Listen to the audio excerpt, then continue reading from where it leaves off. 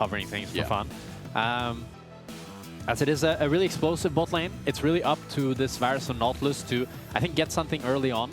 Because if not, I think Team Heretics hard outscale this game. They have such an easy team fight comp. Seraphine is going to be providing so much. And the ward is not good. It's in Tribush. It will not spot out Sheo here. It's going to be too late. Sten walks up. He's half HP. He doesn't care. Look, Hype's already been pillared up. Will he even flash at this point? He knows he's dead. Dredge line's a freebie. It's a kill given over. Sheo takes it away from Paddock. And first... Never quite there. And then to go from that to being 0-7, potentially 0-9. I remember when he was the best team in, the best player in BDS. And we were like, oh, Nuke's easy, a top 3 mid laner. I can't remember if this was last year or the year before when I first joined, but I remember we were talking about Nuke non-stop because of what he could do in a team that wasn't thriving and that wasn't consistently successful. Yeah, Wei needs to be careful here, though. He does indeed. There is no depth charge, but Sten flashes over, matches into the Seraphine, a Dredge line, a field, and Sheo, not going to take the kill, gives it over to Nuke. Side of his jungler. Wei should have respected more, your jungler is doing grubs. But that's what happens when you're playing this immobile Seraphine. You don't have the... As we pointed out, I do think this is... They have to do this. If they don't get an early game lead, and if they're not able to snowball as we He's got no cleanse. Double beat drop. There's an encore. Will Paddock ever get to move again? He did for a little bit, but he knew he was dead. Douglas wants to go for the scuttle, but Shifters want to contest and force him out here. We're going to have a 3v3. Jump first, ball control, dissonance, damage. Where's the shockwave? Pillar. Wei jumped in again. He's dead. And now Sheo's going to pull out the Cyclone, or rather Douglas is. It was Sheo who just held his, one shot. And you're always going to be one shot. As now Sheo is here, Trayson goes for the all-in anyways. Pathmaker, he's going to ulti. Guess what? Sheo has to redirect because Trayson, as he's waiting over the wall, will now be stuck with the pillar. He will flash out, looks for the flip, but Sheo's got his number, chopping him down. 80 damage reduced, but it's still Cassante. Blast cone taken. Trayson over the wall. Rooster flashes, and eventually he burns down. Rooster either has to TP soon, or he's just going to look for top turret. Looks like they're just going to drop it and play for the top tower. Rooster's now TPing, though. That doesn't look like dropping it. Here's an arrow. Sten buffered. For the enter. But Rooster not having the TP, it should just be a free Herald for Team Heretics with how fast they're doing it, but Shifters might want to fast fight after. The main was used, but Sheo doesn't want to walk it in. So Herald goes down. But yeah, they got to do the impossible. They're kind of like expecting as Shockwave comes through, depth charge as well, expecting to get help here. Seren's going to flash into it. Not bad from Seren. We look bot though, because while top doesn't go through, it's a flash from the bot lane. Trayson is flanking. I don't think he can reach Rooster. I don't think this TP is anything. Okay, but Tourism is booming against the wall with Shockwave. You know what? He's there. He's going to flash. He is going to reach out onto Rooster. Trayson sends his body in, and with Seren's ball, it's a success. Okay, Trayson saw what I didn't see with the Shockwave pulling him behind, and Trayson's flash, he could take him out with the all-out as well. And Rooster being dead, that means it should be a free dragon for Team Heretics here, unless Shifters have something to say about it. But this is a 4 versus 5, but they're TPing in mid lane. They want to take the 4 versus 5. Let's go. You know what? Send it. Here we go.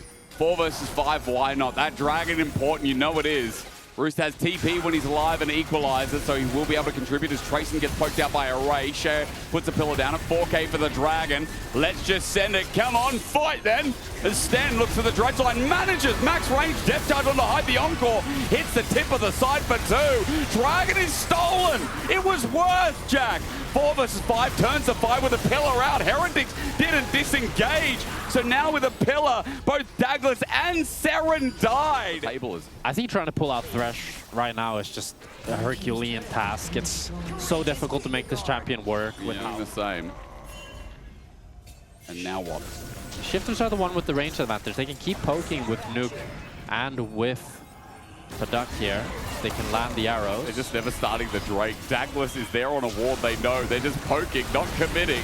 Hexgate going to be used. Rooster might be found out. The all-out used by Trayson in 1v2. Depth charge to save the top laner's life. Flashing from Rooster, gets the blast cone and away to Shift as he goes. Heretics went for the flank. They're now in awkward positions as Trayson might have to back, but he has no TP. He's too damn low to do anything. Rooster gets back into the same position. They're getting walked around. Cyclone understanding, flashes away, but that equalizes. Brilliant. Yes, Paddock gets the Drake as well. A 4-man shockwave would have been fantastic if Nuke didn't unleash the storm. You can hear He's shouting. He's standing up again. He just flared the fight as a victor as Team Heretics got twirled around the Dragon Pit to lose the game. And it sounds like we have a crowd in the arena with how loud the Shifters players are screaming. What a beautiful equalizer from Rooster. Felt like it sealed the deal on Team Heretics' fate as they pick up the Soul. They'll pick up the Baron Nashor. And it feels like with that, The pressure's off. They're playing decent League of Legends. They did the same thing against KC only last week. Yeah. And this time against Heretics, they have kind of crazy engaged with the Shockwave. So should Paddock go first or not? Dredge line, that's not Paddock first. Arrow going to be dodged. Then found by Trayson. I guess that answers that question. I wanted to know if Paddock should set up first, Jack. No, I think Paddock should... stand back? Yeah, I think stand back. Maybe. Okay, stand back. I was just confused about that. Dredge line, depth charge, onto Trayson. He's found out. He's in a field of static, and he's dead. Team Heretics have to walk away. There goes their inner turret, and... that might just be game. That's 40 seconds on your main front line for Team Heretics. Now they also have their flashes up on Paddock, so Paddock can kind of bait in the engage from Team Heretics. Oh, now he can go forward. Now he can go forward. Whoa. Here we go. And all they need is one poke to land, and then they get so slowed by the Hextech Soul.